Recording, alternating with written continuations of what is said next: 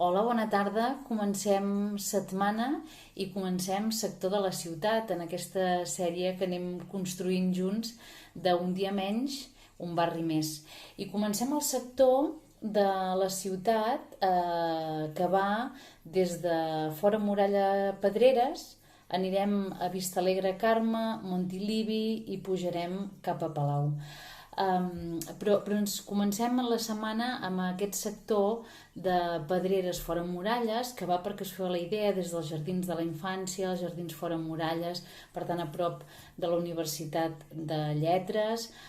Isabel la Catòlica, fins al Parc de Vistalegre. Més o menys aquest seria el contorn, i fins a dalt de les Pedreres és un barri construït de fet a la falda que va pujant la muntanya fins a les Pedreres. I això li dona un urbanisme també complicat, com hem vist en d'altres barris, amb alguns carrers estrets, amb voreres també estretes, i quan es va anar instal·lant l'enllumenat de la ciutat doncs va fer que la mobilitat en el barri tingui alguns problemes que els veïns fa temps que reclamen i que a poc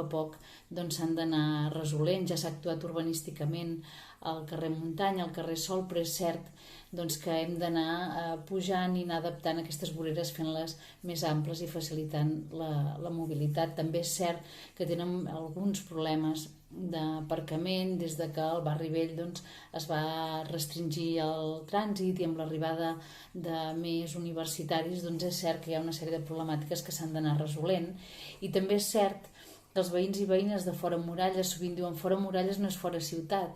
i es refereixen a que alguns serveis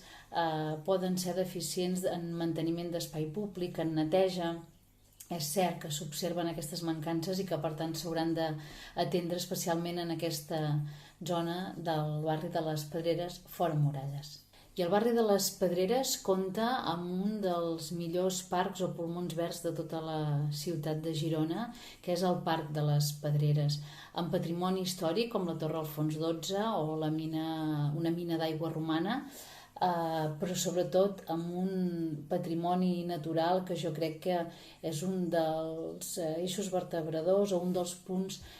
principals del projecte d'Anella Verda o de la Vora, com n'havíem dit aquests últims anys. Aprofito també per deixar-vos un link si voleu aprofundir. És un projecte des del meu punt de vista molt interessant de recuperació de tots aquests parcs que conformen tot l'entorn, tota la perifèria, tot el perímetre de la ciutat de Girona, i evidentment el Parc de les Pedreres, que de fet està descrit com el mirador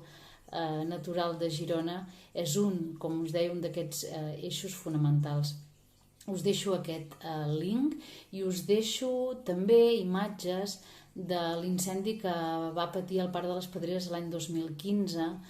Veureu fotos de les famílies que hi viuen, que van lluitar contra l'incendi per tal de que no arribés a les seves cases i afectés el menys possible aquest patrimoni natural. I per suposat hem de parlar de les pedreres que donen nom al barri, pedreres que varen deixar de funcionar als anys 60 aproximadament. N'hi havia més de pedreres a altres zones de la ciutat, però les més importants es situaven aquí. De fet, l'associació de veïns organitza caminades per conèixer aquest patrimoni, per conèixer aquest entorn, i l'any 2012 va organitzar una exposició on es veien des de les eines, com es feia aquesta feina, picapedrers que encara quedaven vius i podien explicar com era aquesta extracció i aquesta feina, i el Diari de Girona va aprofitar aquesta exposició per fer un especial que podeu veure, us deixo el link també, sobre els senyors de les pedres. Varen fer entrevistes a 6 picapedrers que van explicar com s'extreia, quines dificultats hi havia, com es movia la pedra, i ens explicaven que podien veure mostres de la pedra de Girona des de la catedral, per suposat, a la Fontana d'Or, com també a la Sagrada Família. Per tant, és interessant conèixer aquesta història que forma part també de la història de la nostra ciutat, i us deixo un link on podeu veure la ruta de la pedra, els diferents punts per aquest barri que podeu passejar i veure les restes d'aquestes Pedreres i podeu fer aquest passeig agradable, a més per l'entorn que té, però per conèixer amb més profunditat aquest aspecte de la nostra ciutat. I acabaré aquest vídeo amb un